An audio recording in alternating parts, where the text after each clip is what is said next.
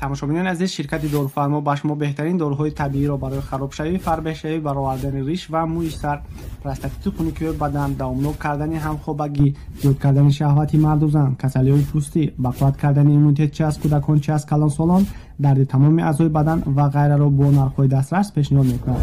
моро дар Instagram, YouTube ва Telegram бо номи дорфармо метавонед ки ёбеду дар бораи ҳар як дорои номбаршуда даворҳоямонро тамошо карда маълумоти пурра гиред. барои фармониш хубтараш дар WhatsApp ва Telegram рақами +7 901 281 1010 муроҷиат кунед. бурдарасонии тариқи почта ба тамоми шаҳрҳои Россия.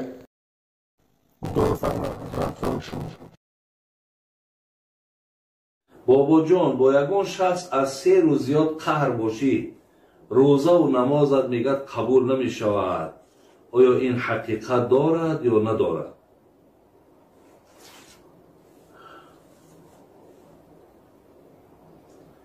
яъне бо як нафаре шумо вақте қаҳрӣ мекунед, оё намозу рӯзатон тақдирш чӣ мешавад? мо ҳадисе дорем аз ҷаноби Абу Ҳурайра ки Абу Давуд меорад, мега ла яҳиллу лимуслим ан яҳҷура ахоҳу фавқа салос фаман ҳаҷара фавқа салос фамота дахала ан-нор. шумо аз 3 рӯз бо нафаре наметавонем ки қаҳрӣ бестем. агар аз 3 рӯз зиёд бо касе шумо қаҳрӣ истоден, агар дар ҳамин давоми яъне баъди 3 рӯз яке агар мабодои Аллоҳ ҷонта гирифт, ту мега ба азоби Аллоҳ партофта мешавӣ, ту дохили азоби Аллоҳ мешавӣ, дохили ҷаҳаннам мешавӣ. ҳадиси дигар, ман ҳаҷара ахоҳу санатан фаҳуа катафки дами. ҳазрат гуфтанд касе агар 1 сол бо нафаре аз бандаҳои худо қаҳрӣ бестад, ҳукмш ҳамин аст ки хуни ӯро резонда бошад. чихел як одама қатл мекуниву баъд дар хуни ӯ ҷавобгарӣ, одаме ки 1 сол бо нафаре агар қаҳрӣ меистодааст, мисли ҳамин будааст ки хунша резондааст. вале бародарои азиз ва гиромӣ, инҷада як чизи нозикам ногуфта намешавад.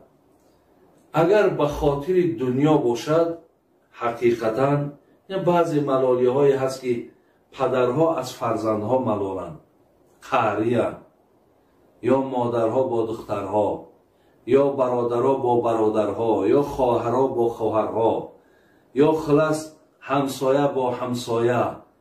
яъне бо касе агар мо малол бошем, ба хотири дунё бошад, мо бояд ки пеши якдигар рафта азрхоҳӣ кунем, зеро ҳақиқатан дар ибодатҳои мо беҳад залали калон дорад. ҳатто дар ҳадисҳо омадааст ки рӯзаи моҳи рамазонот муаллақ мемонад, то агар бо ҳамон нафар ту дасти оштӣ дароз накунӣ, бо якдигар бахшӣ якдигарро дар канор нагирем, мақсад ҳатто ҳамон рӯзаи доштатон вақте рӯза ки ишора шид, намозам дар қатори ҳамои. барои ҳамин ҳеҷ гоҳ қаҳригӣ, хафагӣ, малолӣ, бо якдигар гап назадан, инҳо ягон хайре надорад, ҳеҷ хайре надорад. вале як ҷои дурустии қаҳригӣ ҳамин аст ки агар қаҳригии ман ба хотири дин бошад, хилас мебинам ки дар бародар май, дар хоҳар май, мебинам ки дар кадом аз одами наздику май хилас ҳаққи худо поймол мешавад. бубинед, мебинам ки аз даҳони хоҳари май, бародари манай, наздики манай касе бошад, дини мара таҳқир мекунад, дини мара тавҳин мекунад, ман ӯро ҳарчанде насиҳат мекунам, ҳарчанде маслиҳатш метавам, ҳарчанде ки раҳнамоиш мекунам, мебинам ки не, баръакс дар мақсад маъсият мерава, сухани мара гӯш намекунад. барои одоби ҳамун, барои ислоҳи ҳамун, агар ман аз 3 рӯзам зиёд бо ӯ қаҳриям ки кунам, то замоне ки ҳамун одам ислоҳ шавад, ина шариат дуруст мегӯяд. инш ягон зиёне надорад.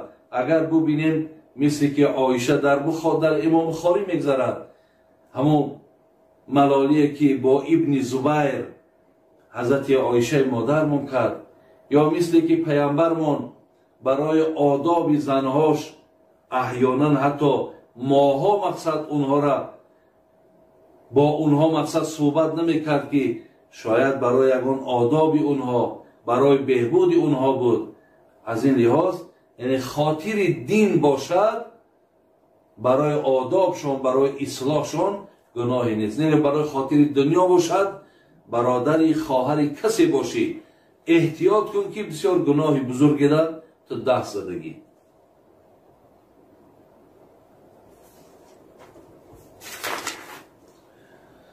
سوال دیگر، بابا جان یک داملا گفت که کاغذی را که در تشناب است آن را به درون او پرتایی غسل به تو واجب می شود.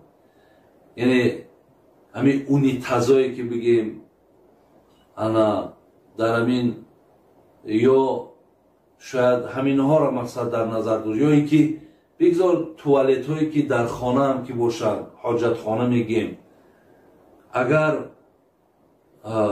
همون توالت دی بومگ هم میگیم، همون کاغذ های تشناب که با اونها امروز مثلا در عوضی نمیشود که در سکسیه انا برده مقصد از همین خلوقی که مردم ما استفاده میکرد اینها را برده مانیم، زیرا که حتما اینها با زیانی چندین نفر دیگر انجام یابد. یعنی ممکن که همون محکم شیدن و یا ممکن یکان ضررهای دیگری برای جمع مردم بیارد و این کار هم خودش بسیار زحمت زیاد طلب میکند و هیچ یکان فرض واجب هم نیست که حتما باید انسان خودش به همون قلوق پاک کند. برای همین این کاغذهایی که برای تشناب تیار میکنند اینها را دیگر ما در یگان کار استفاده برده نمیتونیم. یعنی چگونه که من در این کاغذهایی که می نویسم ببینید، یعنی در نویسانده میشه، اونها دیگر نویسانده نمیشه، اونها دیگر مخصوص برای همین تشنابند، برای همین هیچی باکی ندارد به اونها مقصد پاک کردن. یا بعضی ها میگن کاغذ نام خدا هست، نه اینا یگان اصلی ندارد. برای همین بگذار هر کسی که امروز مثال اگر بدن بر بالاتان حق دارد گفتگی پیامبر، اگر هست با توالت بومگاهایی که بسیار با ملایمند، ارزششان بلند است، هر کسی که امکانیت دارد از او هم که استفاده برد، یگان باکی ندارد، یگان زیانی هم ندارد. ولی در تشناب پرتافتنش اگر آدمای در سکسیه زندگی کنند، انا همی هم زیان و ضرری در همو بگیم که انا تربه هایی که هست زیانش میرسد، محکم شدن هم ممکن است. ولی اگر مقصدش در همونجا پرتافتن یا در حاجت خانه خانه پرتافتنش غسل واجب شود، نه، اینها یگان اصل ندارد. این گپی خطا هست. یعنی پرتافتن او در درون توالت یگان باکی ندارد. وقتی که آدم او را استفاده برد، او را دیگر مقصد بجوز همون درون توالت دیگر در کجا میپرتایش؟ اگر به شرط یگان سطیل مخصوص هم که باشد، برده اون را در موسر میپرتاید. همون درون حاجت خانه هم از همون موسر مقصد چی فرق دارد؟ اینجا مقصد من همون حاجت خانه هایی که مثل در سکسیه نیست، خانگی ها مقصد یا کانالیزاسیا نیستن، لیکن در کانالیزاسیا حتما همون سطیل ها را میگیرن، برده میپرتایشان، زیرا که باز میگم که شاید زیان و ضررهاش در همون تروبا و در همون محکم شدن همونا باشد. لیکن به هر حال در هر جایی که پرتایش غسل واجب نمیشه. سوال دیگر،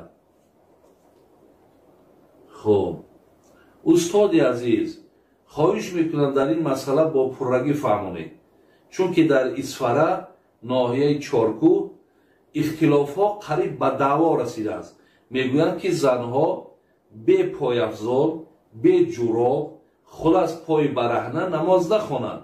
التماس ساده کرده فهمونید. انا خواهرها و مادرایی که در اسفره زندگی میکنین، در چارکوه زندگی میکنین، من این مسئله را یک بار پره برای شما گفته گذاشتم. همین سوال یک بار دیگه بر من آمد. من برای شما گفته گذاشتم که نزد جمهور علما میگه، وقتی نزد جمهور کشید، نزد جمعی علما، مقصد همین قدم زن پوشانیدنش واجب نیست.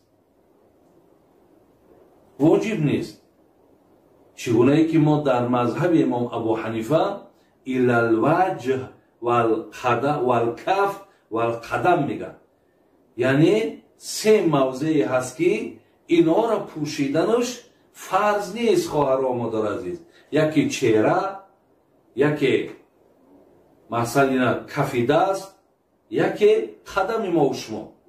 یعنی برهنه بودنش، لوچ بودنش یگان گناهی نداره. لیکن اگر کرته های درازی باشد که مثلا همون پشت پاشه اگر زن پوشانه و با همون نماز خانه، هیچی باقی نداره.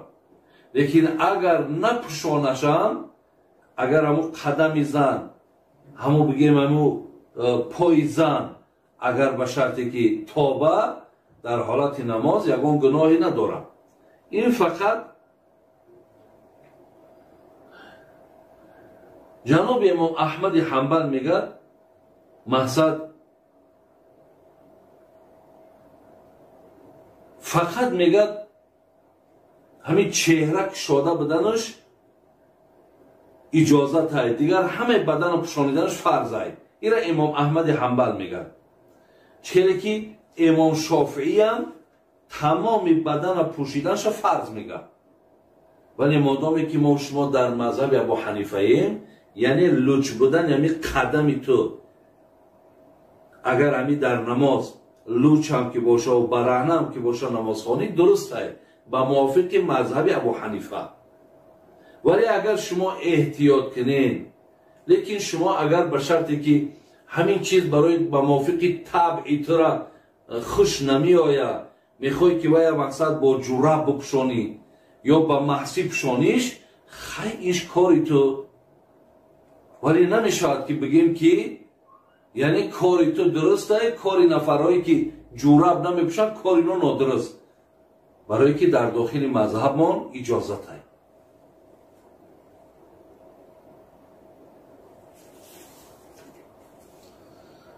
خب بابا جان مردی که عرق می نوشد، سیگار می کشد، نماز نمی خواند، ولی زنش با نماز و با تقوا باشد، از بین اینها فرزندای صالح به دنیا می آید، از خدا امید خواهر عزیز. یعنی از شما با بیشتر. البته وقتی که مرد اگر مردی با تقوا باشد، مردی پایبند عبادت باشد، مردی حلال خور باشد، هرگاهی که نزدیکی کند مقصد با اعوذ بالله و با دعاهایی که از پیغمبرمان ثابت است، اگر با اون نزدیکی کند، زنم مقصد در حالت همون پای به طهارت باشند یا بعد نماز تهجد چون باشند، البته اینجا در از خدا امید است که بهترین فرزنده. لیکن مادر خواهر عزیز، شما که اگر مادری با تقوا باشین، شما که انشاءالله مادری باشین که فرزندای خوب به دنیا بیارین، شما همیشه دعا کنین که خداوند اولا مردک تا توفیق بده و بعدا همی همخوابایی که میشین الله مهربان یک فرزندی خوب و فرزندی صالح بتین. شما مادرین، دعای شما را الله مهربان قبول میکنه. از خدا امید است که فرزندی خوب میشود. خب استاد اگر فرزند با یگان نقص به دنیا بیاید، آیا ثوابگارش گناه پدر و مادر است؟ نه. اگر فرزند با یگان کمبودی به دنیا بیاید، این بسیار از فرزندایی که در انگشتاشان، در چشماشان، در لبه هاشان، یعنی نقص های هست که با همون نقص ها وقتی که به دنیا می آیند، نه اینها پدر و مادر اینجا هیچ عیبی ندارن. البته بر آفریدگار الله های مادری پدری کسی باشی، ایرا آفریدگارش الله های. اگر ما در این یکدیگرمان کمبود بگیریم، یکدیگرمان مقصد یعنی همیشه ملامت کنیم، اینجا در ما در پیشگاه الله مهربان گناهگار بشیم. زیرا هر زیلی که فرزند آمد او را آفریدگارش الله های. بگیم نقاشش الله هست. ای دست موت هیچ چیز نمیاد. کدام پدر و مادر کی را میفارد که فرزندش با همین احوال تولد شود؟ تماشاگران عزیز، شرکت دارالفرما به شما بهترین داروهای طبیعی را برای خرابشوی، فربه‌شوی، برآوردن ریش و موی سر، پرستاکتیت خونگی بدن، دوامناک کردن همخوابگی، زیاد کردن شهوت مرد و زن، کسلی‌های پوستی، بقوت کردن ایمونیته چه از کودکان چه از کلانسالان، درد تمام اعضای بدن و غیره را با نرخ‌های دسترس پیشنهاد می‌کنم. ما را در اینستاگرام، یوتیوب و تلگرام با نام دارالفرما می‌توانید که یابید و درباره هر یک داروی نامبر شده داورهایمان را تماشا کرده معلومات پورا گیرید. برای فرمایش خوبترش در واتساپ و تلگرام رقم +7 901 281 1010 مراجعه کنید. بردررسانی طریق پشت بعد تمام شهرهای روسیه. دارالفرما